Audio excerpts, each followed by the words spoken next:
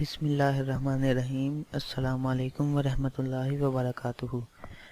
بہت سی احادیث میں یہ واقعہ ذکر کیا گیا ہے کہ حضرت عوف بن مالک رضی اللہ تعالیٰ عنہ کے صاحبزادے کو کافروں نے قید کر لیا اور چمڑے کے تسموں سے خوب مضبوطی سے ان کو جکڑ دیا۔ ان پر نہایت سختی کی جاتی تھی اور بھوکا بھی رکھا جاتا تھا۔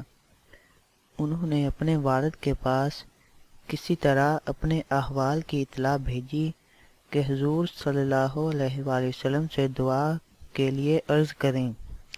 حضور صلی اللہ علیہ وآلہ وسلم کو جب اطلاع پہنچی تو حضور صلی اللہ علیہ وآلہ وسلم نے فرمایا، ان کے پاس یہ کہلا بھیجو کہ اللہ تعالیٰ سے ڈرتے رہیں اور اس پر توکل کریں اور صبح شام یہ آیت شریفہ پڑھا کریں۔ ان کے پاس جب اطلاع پہنچی تو انہوں نے اس آیت شریفہ کو پڑھنا شروع کیا۔